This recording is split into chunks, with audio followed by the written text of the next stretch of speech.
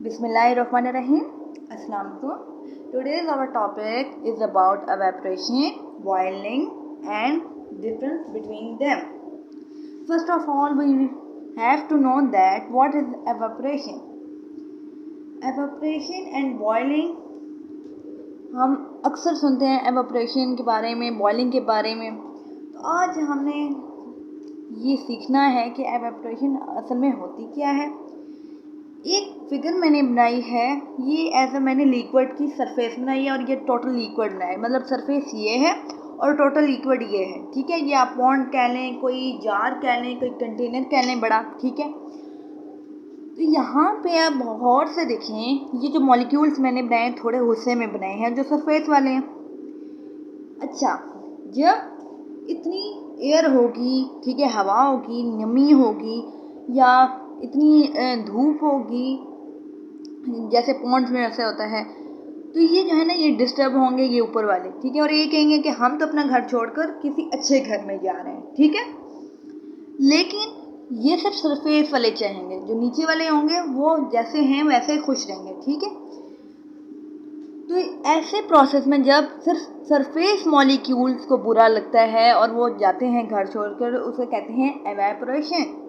और बॉइलिंग जो होती है वो ऑल ओवर द लिक्विड होती है, कि पूरे मॉलिक्यूल्स जितने भी लिक्विड में होते हैं, ठीक है, कोई भी लिक्विड हो सकता है। मैं अभी यहाँ पे बार बार लिक्विड कह रही हूँ, वाटर मैं नहीं कह रही, क्योंकि बॉइलिंग और एवेपोरेशन दूसरे लिक्विड्स में भी होती है, ठीक है। अभी अगर मैं वाटर बार बार कहूँ तो उसमें आप कंफ्यूज हो सकते हैं कि सिर्फ ये वाटर के लिए। मैं अभी लिक्विड टर्म यूज़ कर रही हूँ, जो वाटर यूज़ करूँगी तो आपको मैं समझाऊँगी, ओके।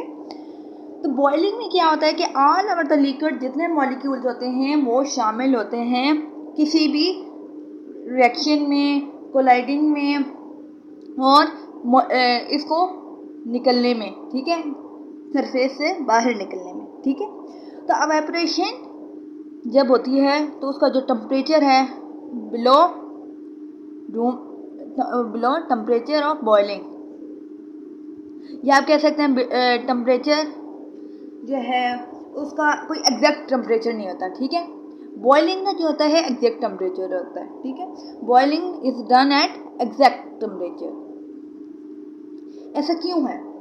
ऐसा इसलिए है क्योंकि बॉइलिंग ऑफ लिक्विड, आपको पता होगा 100 डिग्री सेल्सियस पे लिक्विड बॉइल्ड होता है, ठीक है, 100 डिग्री पे। वाटर के लिए मैं बात कर रही हूँ, लेकिन वाटर की एवेपोरेशन 100 डिग्री सेल्सियस पे नहीं होती, उससे कम टेम्परेचर पे होती है। जैसे गर्मियों में अक्सर अगर आप कपड़े जो है वॉश करके, स्टेन करके जब धूप में तार पे लगाते हैं तो थोड़ी देर में वो हो जाते हैं। क्या आपने 100 डिग्री सेल्सियस का टेम्परेचर दिया होता है, या इतनी गर्मी बाहर होती है कि मतलब हम तो इतने गर्म इलाके में भी नहीं रहते, तो इतनी ज़्यादा गर्मी, ज़्यादा से ज़्यादा टेम्परेचर जो होता है वो 52-55 है हमारी कंट्री का, ठीक है, पाकिस्तान में।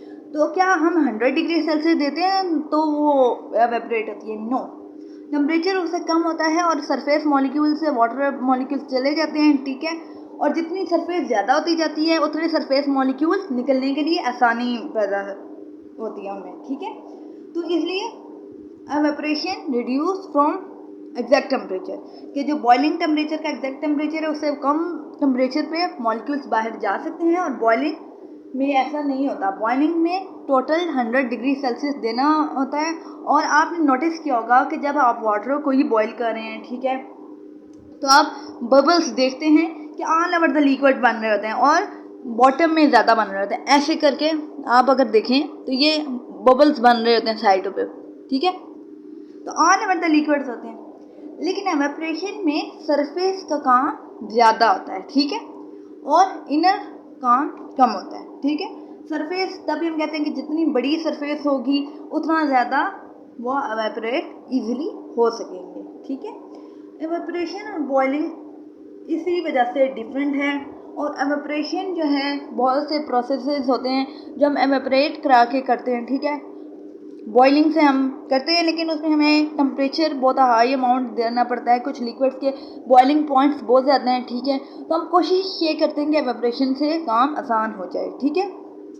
इसके अलावा एवेपोरेशन जो है पॉन्ड्स में, ठीक है, फिर रिवर्स में, सी लेवल पे बहुत बड़ी सरफेस पे इजीली होती है। तो इसलिए जब सी एरियाज़ पे जो आप जाएं, सी एरिया जहाँ पे समंदर होते हैं करीब करीब, उनको हम सी एरिया कह रहे हैं, तो वहाँ पे आपने नोटिस किया होगा कि वहाँ पे हवा में नमी ज़्यादा होती है। हवा में नमी होने की वजूहत ये होती हैं कि एवेपोरेशन की वजह से जो है ना एयर में बहुत ज़्यादा नमी या मॉइस्चराइजिंग आ जाती है। जैसे कराची में आप अक्सर जाएं, ठीक है, किसी भी सिटी में जाएं जहाँ पे एरिया के करीब सी है या बहुत बड़ा एरिया पे वाटर है, तो वहाँ पे आपको नमी ज़रूर होती है, ठीक है, महसूस ज़रूर होती है।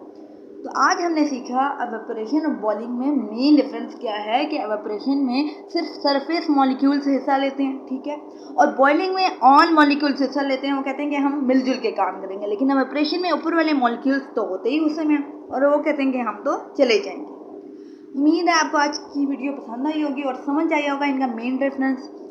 Thanks for watching.